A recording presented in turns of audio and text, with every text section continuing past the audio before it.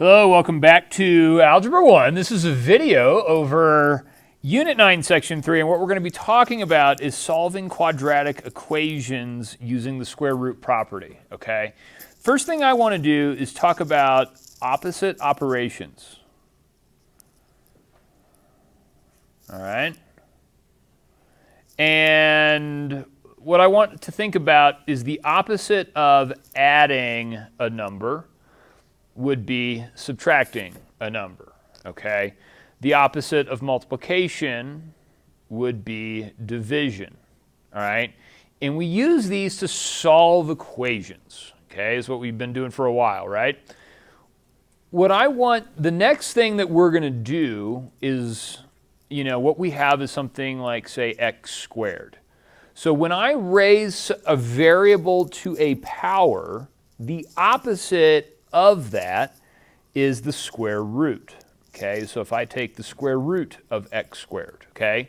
So the opposite of squaring a number is to take the square root. Let's write that down here, all right? So the opposite of squaring a number is to take the square root. All right, so what I want to do is look at this first equation here, okay? And this is what we do to solve these equations. So if you had just a single x squared is equal to a number, okay? Typically what you guys saw in the past was like x squared plus 8x plus 16, okay? And you had a trinomial, okay? This required you to factor and solve, okay? But in this case, what we're going to be dealing with is when you have a single term, x squared is equal to a number, okay? Now, what we can do, and I'm going to do it over here as well, okay, but you see it in your little thing there. If I have x squared is equal to 16, okay, what I want to do to solve that is to apply the square root, okay? So if I take the square root of both sides, I get that x is equal to 4, okay? And what this does, when I take the square root of x squared, those cancel each other out. They're opposite operations, okay? So I'm just left with x. Now we can take the square root of 16 and that's going to give us 4. But there's a little caveat here, okay? And what I'm doing here, let's think about something, okay? If I plug 4 back into my equation, all right, and I do 4 squared is equal to 16, does that make the equation true? Okay, if we check our solution. And the answer is yes, okay? If I take 4 squared, I'm going to get 16 is equal to 16. Okay, 4 times 4 is 16, so that works. The question that you have to ask yourself at this point is there another value that would also make this equation true? So if 4 would work, okay, we know that's going to work. What if I put in -4 as a solution? What if I said -4 and I square it? Will that also give me 16? -4 times itself, -4 times -4, and that's what you're doing, -4 times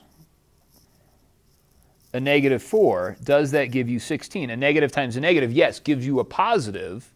So you get 16 is equal to 16. That also works.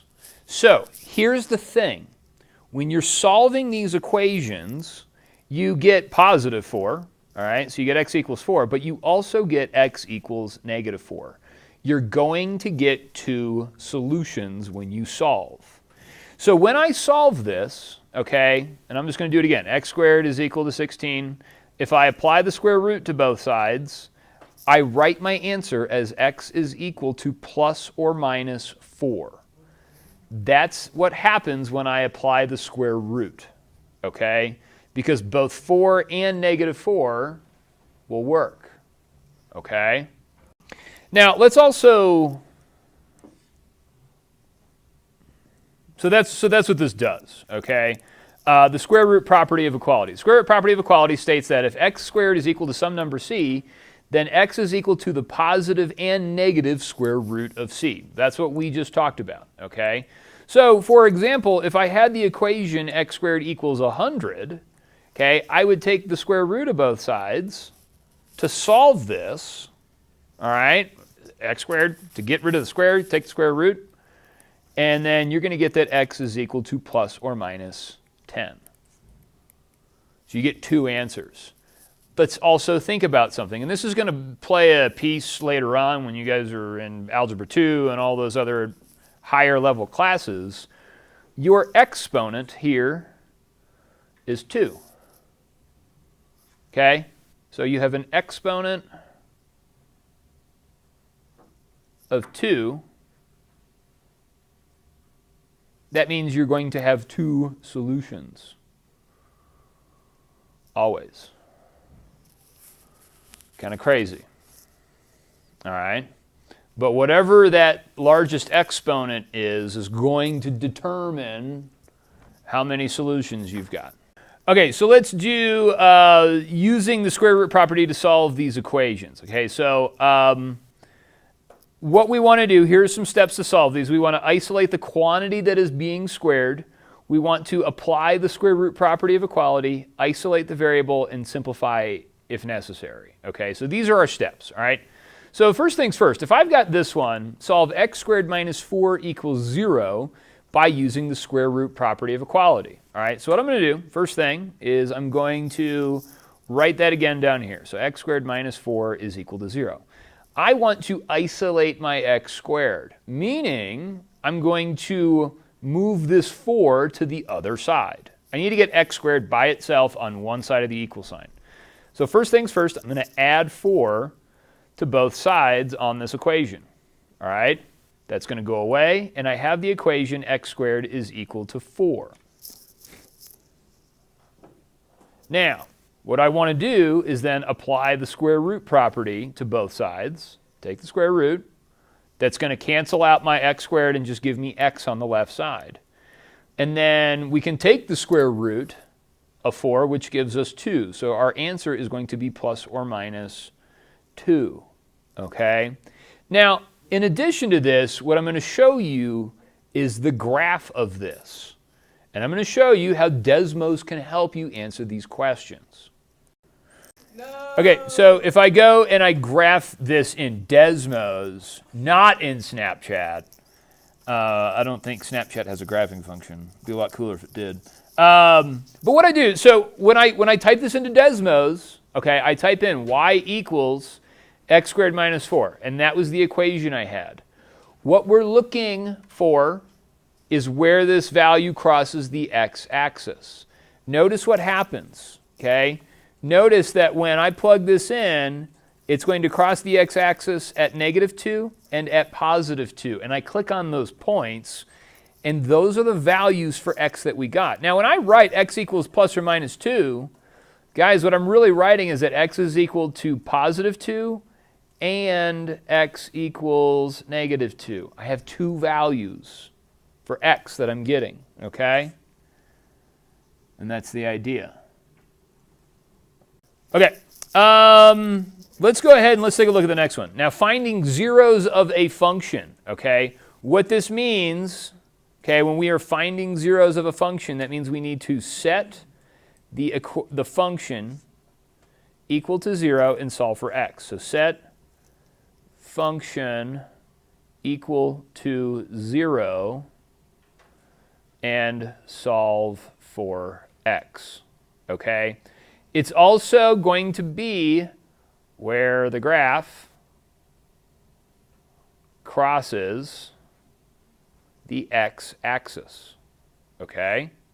Same thing. So what I want to do here, here's my function, 9x squared minus 4. And what I'm going to do on this is I'm going to set this function equal to 0. And I've got 0 equals 9x squared minus 4. Okay, so what I want to do, I've got all these other numbers here. The other problems were pretty easy. Now this one's a little bit tricky, all right? What you need to understand and what you need to see about this is that I have just a single x squared, okay? That's what you have to recognize about this. I don't have anything else. So I can isolate my x squared. I can move all my other numbers over. So what I would do, first step, is I would add 4 to both sides. And I would get that 4 is equal to 9x squared. All right? To isolate this x squared, I would then divide both sides by 9. Okay? So I get this fraction. Okay? I have x squared is equal to 4/9. Okay? Now, I'm still going to apply the same concept. I'm still going to take the square root of both sides. When you're dealing with a fraction, you've got a couple of different issues. So I'm going to do the same thing. Take the square root of both sides. Take the square root of that entire fraction. Now, the nice thing about this one is that you can take the square root of 4 and the square root of 9. So I'm going to get that x is equal to plus or minus the square root of 4/9. All right, take the square root of that entire fraction. Now, when I take the square root of a fraction, remember that you can take the square root of your numerator and the square root of your denominator. So my next step is going to be this. X is equal to plus or minus the square root of 4 divided by the square root of 9. Now, I can take the square root of 4 and I can take the square root of 9. So let's do that. So we get x is equal to plus or minus 2/3. And that's my answer. Okay? Now we have to understand that x is equal to 2/3 and that x is equal to negative 2/3. Now, this number, if I were to take this number and find the decimal approximation, okay, x is going to be approximately 0.666 repeating. Okay, so let's graph this on Desmos real quick, not Snapchat, and we'll figure out where the graph crosses the x-axis. Okay, so when I put this into Desmos, type it in just how I see it. Okay, you got to type in the original equation. Look at where we cross the x-axis at negative 0.6 repeating and positive 0.6 repeating, and that's what we get for x. Now you can figure that out in your calculator by taking 2 divided by 3 and figuring out that decimal to check. Okay, that's a way you can do that. All right. All right, let's take a look at the next one. Simplifying a solution. All right, this is where it gets a little tricky. I want to solve this equation for x. Okay, I want to isolate it. Now, what I'm going to do here is I'm going to add x squared to both sides of this equation to isolate it. We want to make it positive. Okay, so I'm going to go ahead and add x squared to both sides. I can do that. That is a legal math move. So I've got 24 is equal to x squared. All right? This is where things are going to get a little hard. This is where things are going to get hard. So same thing as I've done in the last one. When you isolate x squared, to remove the squared, you take the square root. Okay? Now this is going to give us something weird here. All right? And I'm going to write this. I'm going to switch sides. You can, move things across the equal sign. That's okay. X is going to equal plus or minus the square root of 24. Can you take the square root of 24? No. Okay, there's no number multiplied by itself that's going to give you 24. So what we need to do is we need to simplify the radical. This is huge. Okay?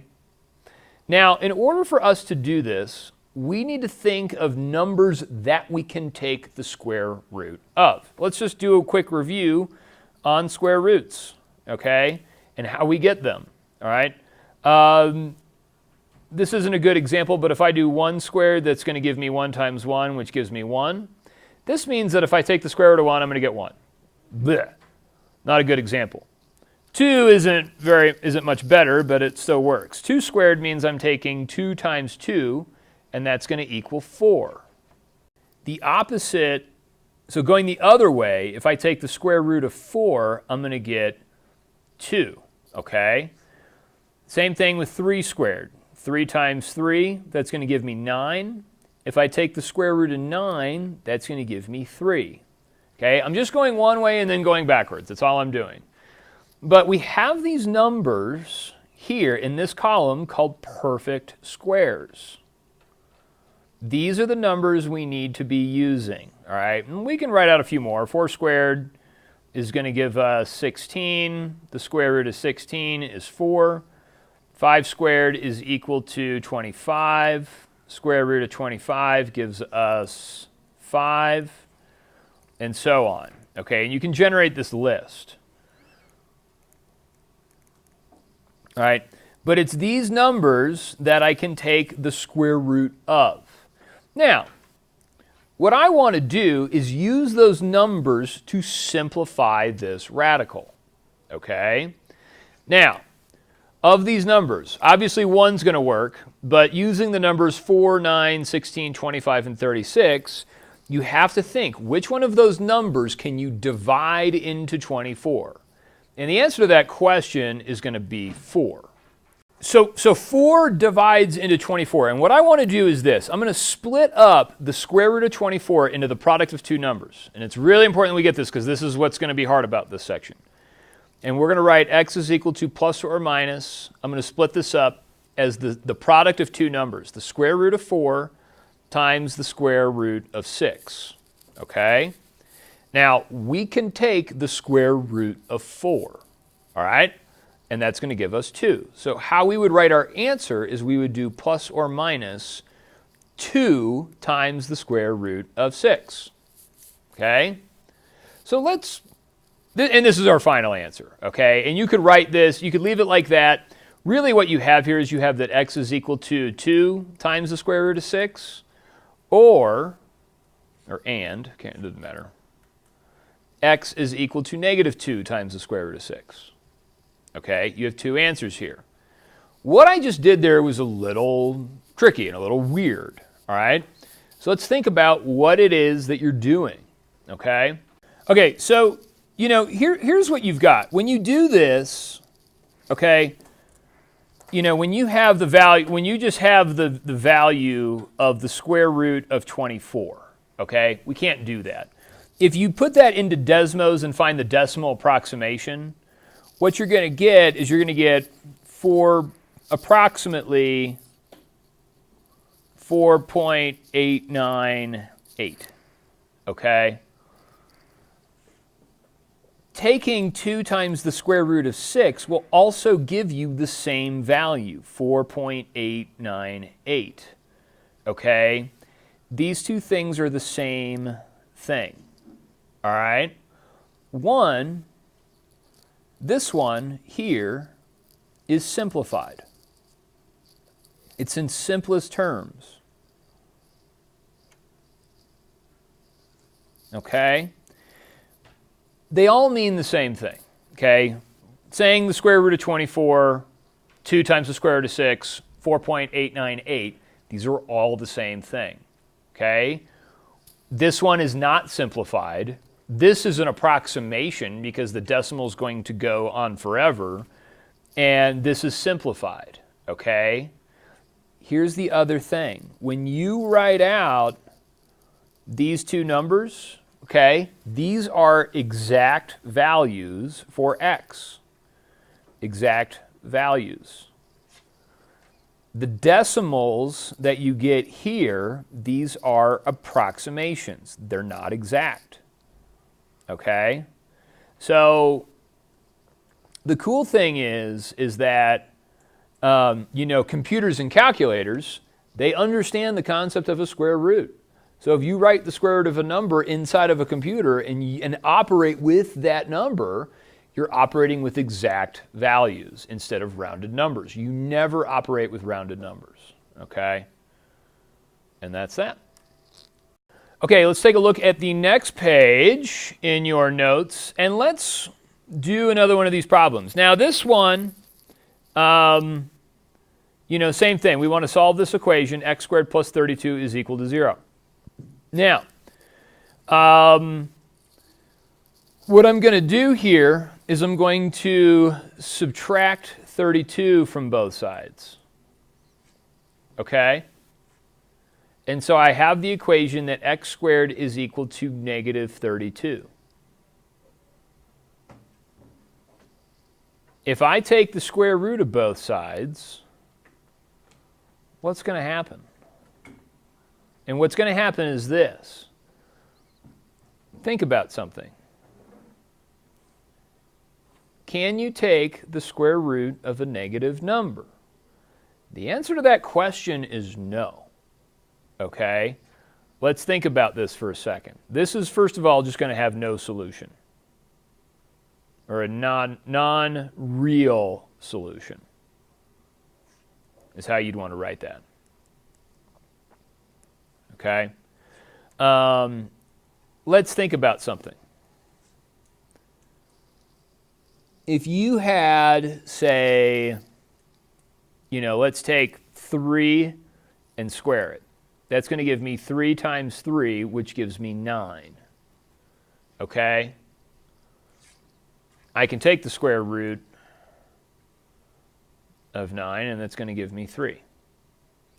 If I take negative 3, if I take a negative number and I square it, I'm going to get negative 3 times negative 3, which still gives me a positive 9. Anytime you square a number, your result will be positive. So let's write that down. So anytime you square a number, the result is positive. Okay? So going backwards, you can't go backwards if it's a negative. There's no two numbers, multiplied them by themselves, that's going to give you a negative number. It just doesn't work. Okay? So, therefore, you can't, in all capital letters, take the square root of a negative.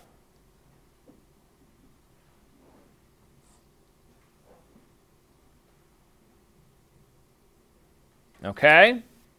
You just can't do it. Now, what I'm going to do, let me go into Desmos and show you why you can't take the square root of a negative.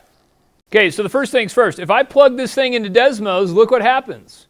If I plug in the square root of negative 32, what does the calculator say? It says undefined. It's not going to give you any numbers, okay? Here's the other thing. Let me graph that original equation. All right, so think about the graph. Now remember, when we graph these, we're looking for where the parabola crosses the x-axis. Is it crossing the x-axis in this case? And the answer is no. That's another way for us to say you don't have a solution. Okay? So if the graph crosses the x-axis, you should be getting solutions. If it doesn't cross the x-axis, you don't have a real solution. Okay? All right. Let's go in here and talk about solving an equation with a binomial squared. Okay? This one right here. Now, notice here, various ways to solve a square root using the square root property. Okay? Here, I have x squared minus 24. I add 24 to both sides. I get x squared equals 24. Apply the square root. Okay? We get that here, x is equal to plus or minus the square root of 24. Now, we've already done this, so we're going to get the absolute, or plus or minus 2 times the square root of 6. Did that one on the last page. Okay? Over here, we're doing the same thing, except that we have a quantity that's being squared, not just a single variable. That's okay. We're still going to apply the square root property to both sides to get rid of that value squared. What's going to end up happening here is this is going to be isolated, and we're going to have x minus 24. Okay, so it gets rid of that quantity squared. And then we can evaluate the square root of 16. This is going to be plus or minus 4. Okay, now we can still solve this for x, and this is where it gets cool. All right, I'm going to add 24 to both sides. When I do that, here's what I'm going to get. X is equal to 24 plus or minus 4. Now, When I write it like that, I can still simplify this. And what I'm going to get is this. I get the equation x equals 24 plus 4. And I also get x equals 24 minus 4. We have to do both. So here I'm going to get x is equal to 28. And then on this side, I get that x is equal to 20. Okay? Now, the cool thing is that we can still solve this using Desmos. Let's see what we get. So if I plug this equation into my plug the original equation into Desmos, not Snapchat, look where the graph crosses the x-axis. It crosses it at x equals 20 here, and then also at x equals 28 here. Okay? And that's what we're doing. Okay? So we can still solve these equations. All right, let's take a look at the next one. Okay? We want to isolate the quantity. Here's some steps. Isolate the quantity that's being squared, apply the square root property, and then isolate that variable and simplify. All right, so same thing over here. Let's do this guy. All right, so if I were to solve this equation, what I would want to do is add 36 to both sides. And I have the quantity x plus 15 squared is equal to 36. Now, what I'm going to do, again, is apply the square root. So if I apply the square root to both sides, that's what we're going to do. I've got x plus 15, okay, without the squared. The squared has gone away. And this is going to equal plus or minus the square root of 36, which is going to give us 6. Now what I'd want to do is subtract 15 from both sides, and I'm going to get that x is equal to negative 15 plus or minus 6. Now, we have to separate this into two different equations. I'm going to have x is equal to negative 15 plus 6, and I'm also going to have x is equal to negative 15 minus 6. So to do the math, x equals negative 15 plus 6 is going to give us, what is that, negative 9 on this one.